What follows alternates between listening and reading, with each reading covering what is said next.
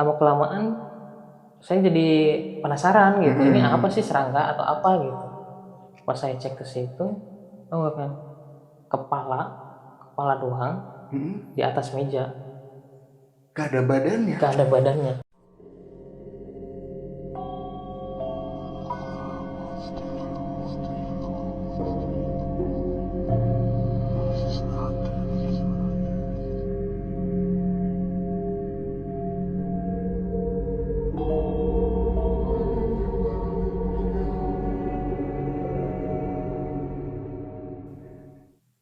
Kali ini kembali kami kedatangan narasumber yang sebelumnya juga pernah datang ke sini menceritakan kejadian-kejadian yang pernah beliau alami. Namun ada sebuah perbedaan. Kali ini beliau membawa beberapa benda yang mana telah diceritakan di episode sebelumnya, yang juga memang menjadi pertanyaan banyak orang, baik dari komentar maupun dari teman-teman saya secara pribadi. Dan ini barang-barangnya, ya Kang Hendra. Kali ini saya membawa beberapa barang hasil dari penarikan cerita sebelumnya di daerah Patimban. Gitu, ini barang-barang buktinya berupa guci. Ini saya nggak apa-apa pegang ya? Boleh kan? Pegang. Ini guci, sepasang guci, terus ini ada kerang juga. Kerang ini ya. Kerang, ya. Kerang-kerangan itu. Terus ada mutiara. Bukan kerang-kerang, ini kerang asli maksudnya. Oh, kerang ya, kerang asli nih. Tapi bentuknya aneh kan ya? Itu bentuknya aneh. Ini mutiara. Itu mutiara. Dan satu barang lagi yang saya nggak bawa, itu semacam giok tapi sebesar ibu jari. Oh, gariskan itu ya. Ya, gariskan gitu itu mah. Itu. Tapi yang jelas untuk menjawab pertanyaan-pertanyaan penonton yang mempertanyakan, oh itu mah bohong, oh itu mah nggak ada barang buktinya. Saya masih nyimpen sampai saat ini barang buktinya. Asli ya, Asli. ada ya. Gitu. Dan ini sebagian yang saya dapat, apalagi teman-teman juga dapat gitu. Ya nggak mungkin lah dibawa Iya, semua kan. iya. Cukuplah ini juga sebagai bukti kan. Oke, sekarang ada cerita mistis lain lagi nggak selama pengalamannya Kang Hendra nih? Ada. Ada. Boleh deh ceritain biar seru nih. Jadi ini perjalanan waktu saya ditugaskan kerja di salah satu daerah di Indramayu. Itu ini cukup, menurut saya cukup menyeramkan karena dalam beberapa tahun itu saya banyak sekali menemukan makhluk-makhluk gaib di daerah situ. Itu kayaknya di daerah itu tuh cukup angker gitu. Jadi di lingkungan kerja kah atau lingkungan tempat Kang Hendra di sana tinggal gitu? Tepatnya di lingkungan saya tinggal. Oh, di lingkungan tinggal. Iya. Pas lama di sana baru terbongkar bahwa di wilayah itu banyak orang-orang yang melakukan pemujaan. Pesugihan. Mungkin gitu. Gitu. Tapi di salah satu daerah Indramayu. Ya. Ya, itu. Mungkin itu. Itu bagaimana tuh? Apakah Kang Hendra melihat sosoknya atau ketemu dengan pelakunya, ngobrol gitu? Saya melihat beberapa sosoknya. Oh, Gitu. sosoknya. Ya. Jadi ceritanya itu berawal dari tahun 2010-an. Tahun 2010 saya ditugaskan di salah satu daerah di Indramayu. Itu di perusahaan swasta lah kayaknya. Di salah satu perusahaan swasta di Indramayu. Seperti awalnya sih biasa-biasa saja awalnya gitu. Ya, aktivitas seperti biasa, tidak ada hal-hal yang menurut saya angker atau apalah gitu, aneh gitu lah. Tapi setelah berjalan 1 tahun, pertama kali kejadian itu justru di tempat saya tinggal. Itu saya kan di situ kontrak. Gitu. Pada suatu malam saya itu bukan mimpi ya, tapi lebih dibangunkan oleh satu sosok. Pas tidur, saya lagi tidur di salah satu kontrakan yang saya tempati itu, saya itu dibangunkan oleh salah satu sosok makhluk gaib.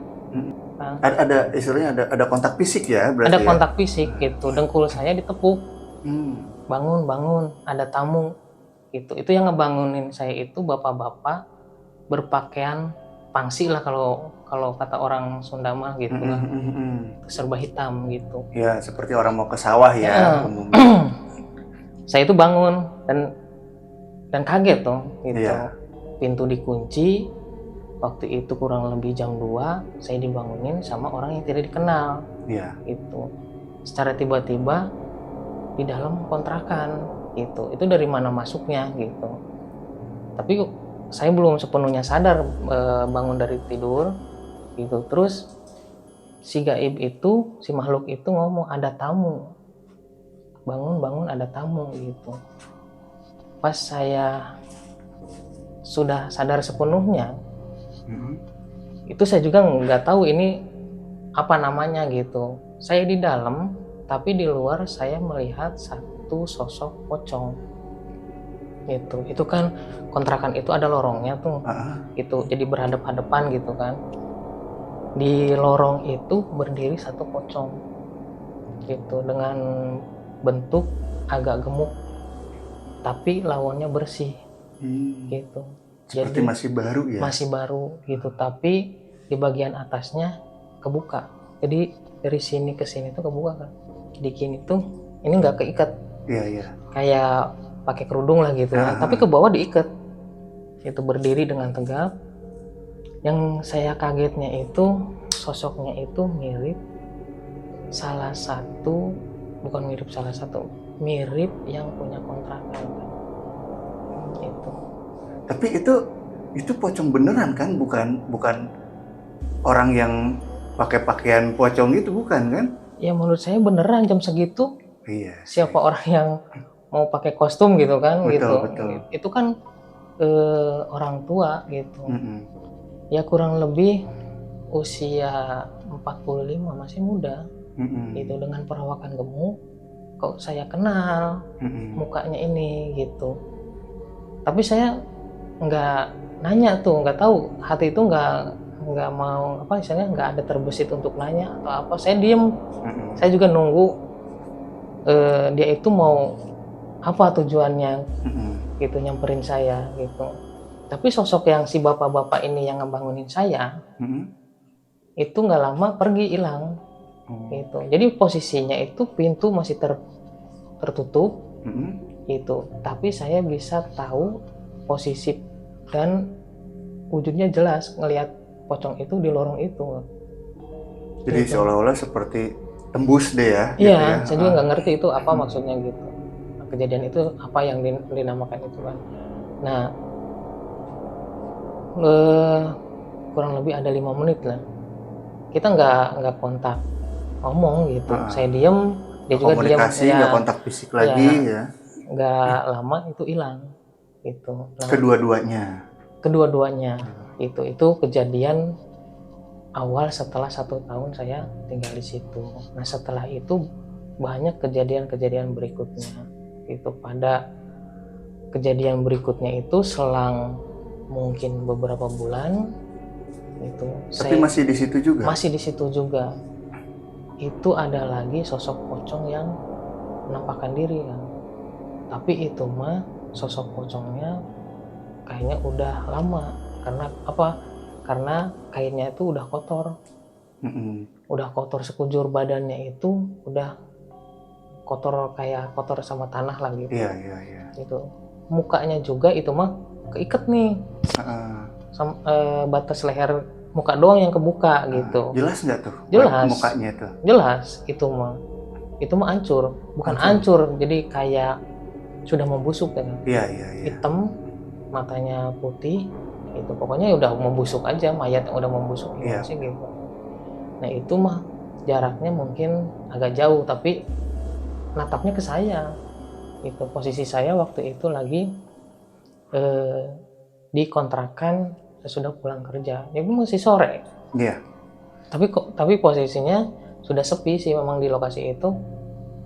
dari jam 8 malam itu udah sepi gitu. Itu ada komunikasi nggak atau Kang Hendra ngelihat sosok pocong tersebut dia bergerak gitu kan ke arah mana gimana gitu, Enggak, melakukan sesuatu enggak, hanya diam aja dia, cuma tatapannya itu mengarah ke saya tajam gitu. langsung gitu Tajam ya. langsung, seolah-olah saya juga bertanya ini ada maksud apa gitu. Beberapa bulan ke belakang ada pocong kesini nyamperin, itu selang beberapa bulan itu pocong ada lagi tapi beda gitu, ya. tapi seolah-olah ada maksud tertentu ke saya tuh gitu. Ya saya juga belum tahu sebabnya kenapa kan, ya saya anggap angin lalu aja lah gitu. Ya saya lah apa istilahnya, hari-hari berikutnya ya seperti biasa aktivitas gitu segala macam. Nah beberapa apa istilahnya beberapa bulan lagi saya didatengin lagi sama makhluk, itu mah seperti apa ya, kayak pertama sih cahaya. Itu saya lagi nonton TV, saya kira pantulan cahaya dari luar atau dari kaca gitu atau apa gitu, bulat gitu di lantai itu. Kok gerak tapi gitu di depan saya tuh. Saya kan nengok kanan kiri, itu tidak ada pantulan dari cahaya manapun gitu. Posisi kalau pikir orang kan mungkin lampu bawah kan keramik biasanya kan ada pantulan cahaya ya, saya tapi kira kan ini gitu. bergerak ya. Iya, saya lihat tengok kanan kiri nggak ada pantulan cahaya, tapi ini ada cahaya. Saya apa? Saya coba tangkap tuh. Saya coba tangkap, nggak ketangkap, hilang. Terus mau keluar sosok kayak genderuwo lah gitu. Di situ di kontrakan itu gitu. Itu seperti apa tuh sosoknya? Tinggi besar mungkin kalau disamain mah sama pohon mangga lah itu, kurang lebih 15 meter ada ya, 15 meter itu maksudnya perwujudannya seperti apa, karena kan umumnya bayangannya istilahnya genderuwo itu kan seperti gerandong atau apa kan gitu. Iya, berbentuk tinggi besar kayak King Kong, bener kayak King Kong gitu, tapi matanya merah, taringnya panjang gitu, jadi kukunya tajam-tajam Bang. Saya cuma berdiri aja di situ gitu ya. Saya juga lagi-lagi saya nggak ngucapin salam atau komunikasi apa, saya pura-pura diem aja, maksudnya pura-pura nggak tahu aja gitu. Yang saya jadi pertanyaan itu, kenapa kok akhir-akhir bulan ini sering didatengin makhluk seperti itu gitu di tempat itu gitu. Yang jadi pertanyaannya kan itu. Iya, di tempat yang sama yang sama gitu. Dan ternyata setelah beberapa bulan lagi itu ada desas-desus bahwa yang mempunyai tempat itu pemilik kontrakan itu gimana ya, kayak semacam pemujaan gitu kan, pesugihan katanya ada desas-desus. Saya juga percaya gitu, itu mah kan isu masyarakat gitu kan. Saya mah pendatang tinggal di situ gitu, saya menyaksikan seperti itu ya, saya coba untuk menyambung-nyambungkan lah gitu. Tapi kenapa kok ke saya gitu, ada apa gitu. Apalagi saya nemuin sosok yang mirip yang punya tempat gitu ya. Sesudah itu agak was-was hati gitu kan, saya pindahlah ke tempat tinggalnya, pindah gitu, masih di Indramayu tapi bagian agak jauh lah dari tempat kerja lah gitu, kurang lebih sekitar 2 kilo lah gitu. Nah sesudah di sana aman kan gitu, aman. Selang beberapa tahun kontrak kerja di Indramayu selesai gitu. Terus saya sama pimpinan suruh pindah kerja ke daerah Subang kota. Oh, pindah ke Subang. Pindah ke Subang itu. Ya saya ikutin lah gitu peraturan kerja gitu, pindah ke Tugas Subang. ya, karena tugas gitu. ya. Saya kira pindah di Subang ini lebih nyaman gitu kan, lebih apa ya istilahnya, nggak nemuin hal-hal yang kayak gitu lagi. Ternyata kejadiannya lebih dari yang saya kerja di Indramayu. Lebih dari yang di Iya, Indramayu. itu. Jadi awalnya itu kurang lebih tahun 2017. Itu akhir 2017 saya pindah ke Subang. Terus saya ditawarin tinggal di salah satu rumah yang ada di daerah Subang gitu. Rumah itu kepunyaan bos saya gitu. Ya, daripada ngekos atau kontrakan gitu ya, lumayan lah. Rumah itu baru direnov, ya bagus, masih bagus, baru direnov gitu kan. Saya tinggal di situ gitu. Kalau malam saya tinggal sendirian di situ gitu. Saya tinggal di sendirian itu, di apa istilahnya, kalau siang mah ada si bibi, ada supir ada gitu, ART ya, ada yang gitu. nemenin ya.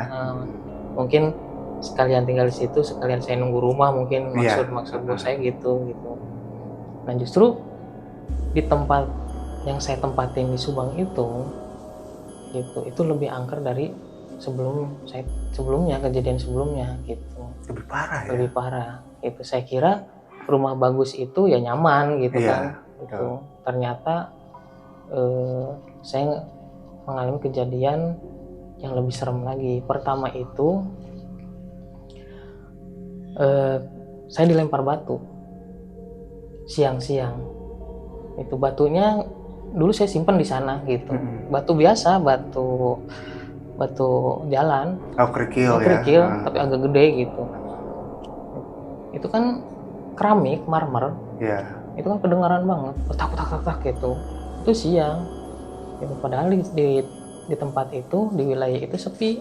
Itu kurang lebih jam 1 siang. Jam 1 jam 2 siang lah gitu. Saya kira apa gitu, kencang suaranya. Gitu. Setelah saya periksa ternyata ada batu, nggak tahu asalnya dari mana gitu. Kan kalau orang ngelempar nggak mungkin langsung masuk ke dalam. Kalau ngelempar di luar juga kena tembok dulu kan, nggak mungkin masuk ke ruang tamu gitu. Itu di ruang tamu, di ruang utama gitu. Nah, awalnya situ. Ya, kejadian berikutnya saya ngelihat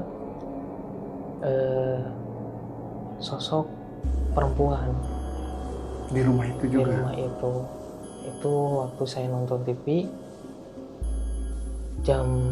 hampir jam 3 itu, saya kan udah bisa tidur waktu itu tuh. Jam 3 malam. Jam 3 malam, jam 3 pagi itu. Itu saya kira istri bos saya gitu. Karena itu kan rumahnya belakang-belakangan, jadi nyambung gitu kan. Saya kira siapa gitu, ada yang lewat. Nah, waktu itu saya nggak terlalu ngirauin lah gitu, karena saya juga masih berpikiran positif lah gitu. Masih logis lah gitu. Tapi selang beberapa minggu kemudian, satu malam saya tuh nonton TV, ketiduran gitu. Tahu-tahu kaki kanan saya diangkat. Bener diangkat gitu. Sampai saya agak dijatuhin gitu. Saya kan nengok gini, ternyata perempuan yang awal saya lihat itu. Saya sekaget-kagetnya karena apa? Di dalam rumah ada perempuan yang saya nggak kenal gitu. Dan dia megang kaki, Jadi kontak fisik. Udah kontak fisik gitu. Saya kaget, nge-freeze lah gitu ya, kaget. Terus dia senyum, terus hilang. Hilang bukan kayak asap, hilang sering gitu, dalam pandangan tuh hilang sekaligus gitu. Nah, saya langsung shock, langsung saya cerita siangnya tuh ke supir, ke si bibi gitu. Belum ke si bos, belum ya. Gitu. Masih ke si bibi, masih ke supir lah gitu. Nah, kata supir sama si bibi itu memang di wilayah itu angker gitu. Ya, saya kan jadi tambah takut kan. Udah ngelihat langsung, ngerasain langsung, Kontak fisik juga ya. kontak fisik juga ketambah kan. Si bibi cerita ini tuh angker karena ini ternyata di situ tuh ada beberapa kejadian pembunuhan Di rumah tersebut. di jalur rumah tersebut. Oh, di lingkungan situ. Di lingkungan situ. Ketambah di situ tuh katanya, ini kata supirnya gitu kan, itu tuh tempat pembuangan mayat zaman golek merah. Kalau di Subang kan ada golek merah. Iya. Itu mau ngebuang, Rompak ya dulu ya. ngebuang mayatnya itu di situ. Oh, kata saya itu pantesan gitu. Terus itu yang perempuan itu ada kejadian yaitu yang digorok. Di situ juga. Di situ di jalur itu pernah ada yang digorok perempuan gitu. Jadi kemungkinan besar yang kontak fisik sama saya itu perempuan itu. Gitu. Saya tambah takut, tambah shock kan gitu. Ya mau gimana lagi gitu, maksudnya mau pindah saya nggak enak sama bos saya gitu kan. Terus belum ada rencana untuk pindah gitu, sementara ya dikuat-kuatin dulu lah gitu. Beraniin dulu gitu. Malam berikutnya ada kejadian lagi. Itu waktu itu musim sepak bola. Itu liga apalah gitu, liga Inggris nggak tahu apa gitu siarannya kurang lebih jam 1 malam. Gitu supir itu ngomong ke saya, nanti malam rumah jangan dikunci, saya mau nonton bola katanya gitu. Oh siap pak, kata saya kan gitu. Siap ya, jangan dikunci ya gitu. Ya saya kan nurut nggak dikunci kan ya, gitu. Udah ada pesan ya. Udah ada pesan gitu ya. Saya sore tidur lah, jam 10 tidur, masuk kamar. Jam 1:30 itu saya bangun karena pengen ke air gitu kan. Kata saya tuh, ini si bapak jadi enggak kesininya gitu nonton bolanya gitu kan, kok sepi-sepi aja gitu. Kan udah janjian kan dari sore gitu. Nah begitu saya keluar kamar, saya nengok nih ke ruang TV itu. TV mati, tapi di kursi ada yang tidur. Itu kursi kan kursi panjang. Itu ada yang tidur kayak pakai sarung, kayak diselimutin gitu. Dari ujung kaki ujung kepala kan ada orang yang tidurnya kayak gitu kan. Itu kan kirain saya si bapak itu habis nonton TV gitu. Saya ke kamar mandi, setelah saya ke kamar mandi saya jadi kaget gitu. Apa itu si bapak? Karena saya lihat itu tidur, sofa itu kan panjang, itu dari ujung kursi itu penuh. Jadi itu kan nggak mungkin orang segimana sih kalau tidur ngerengkol gitu kan. Nggak mungkin sekursi kan. Iya, lagi pula kan istilahnya niatnya nonton bola kok malah tidur kan gitu. Oh yang tidur segede gitu. Wah saya langsung cepet-cepet langsung masuk kamar lagi gitu. Pagi-pagi langsung saya tanyain, Pak, semalam kesini enggak, saya ketiduran. Wah berarti yang tidur siapa? Wah jadi tambah was-was gitu. Tambah lagi kejadian barunya. Baru malam berikutnya, selang seminggu 2 minggu kejadian lagi. Waktu itu saya pulang main kurang lebih jam 11 malam lah, jam 10-11 malam saya masuk, saya nonton TV gitu. Selang 1 jam itu di salah satu ruangan di situ lah gitu. Saya ngedengar tek, saya kira belalang atau apa, serangga apa gitu ya, karena kedengarannya tak kayak orang ketuk papan gitu, papan gitu, tak.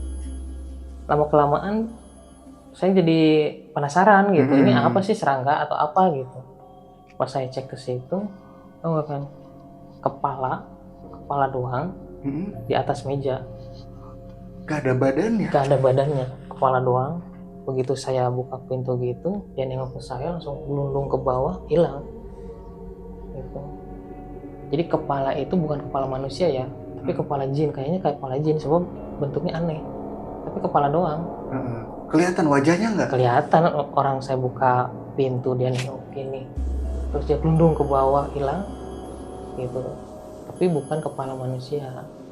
Gitu kan, kalau kepala manusia makan bentuknya kayak manusia. Itu kayaknya jin sebab bentuknya aneh gitu, tapi kepala kepala ya. Itu begitu nengok ke saya tuh langsung kaget, mungkin dia juga mungkin gelundung. Tambah Makin jadi deh tuh ya, seremnya ya. serem. Gitu. Pada puncaknya saya juga udah nggak tahan gitu. Saya datanglah ke salah satu orang tua lah gitu di Subang. Saya konsultasi lah gitu, maksudnya yang saya lebih ngerti ya. saya ini udah capek gitu, maksudnya udah didoain gak mempan, udah didoain ayat kursi atau apa gitu gak mempan, Masih tetap balik lagi ada lagi ya. ada lagi kayaknya banyak, bukan itu aja gitu yang saya takutin dan bikin tambah takut itu kontak fisik. Iya betul. Itu udah kontak fisik, kalau lewat gitu wajar lah ya, saya juga masih bisa nahan lah gitu. Ini kalau udah kontak fisik, waktu ada suatu malam juga saya ditepuk, tapi nggak ada orangnya, lagi nonton gini di kursi ditepuk. Itu kan bahaya gitu kalau udah kontak fisik mah gitu. Iya. Ya saya konsultasi lah ke salah satu sesepuh orang tua lah di Subang. Kata sesepuh itu disaranin saya harus beli sebutnya ramuan atau racikan orang hamil, sebutnya itu kayak diwadahin besek, di situ tuh ada kaca kecil, ada lipen, ada sisir kecil gitu. Yang biasanya dikubur sama hari-hari itu ya. Mungkin untuk orang hamilan, orang hamil gitu, orang lahiran. Itu ada benang kayak laba-laba itu. Betul. Nah, suruh beli itu, saya belilah. Ini senang udah didoain segala macam lah gitu kan. Ini disimpan. Nah, semenjak saya nyimpen itu, rumah itu jadi adem, jadi nggak ada lagi penampakan gitu. Semenjak saya nyimpen barang tersebut gitu. Ya, saya di rumah itu mungkin ada 2 tahun lebih lah gitu. Ya cukup lama gitu. Karena dibetah-betahin lama juga gitu. Ya pada akhirnya saya pindah dari rumah itu gitu. Pindah tempat lah untuk tempat tinggalnya gitu. Itu jadi cukup ya. Lumayan lama lah ya, rentang 2 tahun dengan kejadian yang memang terbilang sangat sering lah. Sering kan gitu kan. Terus setelah disaratin lah ya, setelah disaratin tersebut sudah nggak ada lagi. Iya, nggak ada lagi gangguan. Sahabat Kegelapan, terima kasih telah menyimak kejadian kisah nyata dari kami ini. Terus dukung kami dengan subscribe, like, share ke teman-teman kalian, dan berikan kami komentar-komentar yang membangun. Gudang Gelap, karena di balik kegelapan tersimpan banyak kenyataan.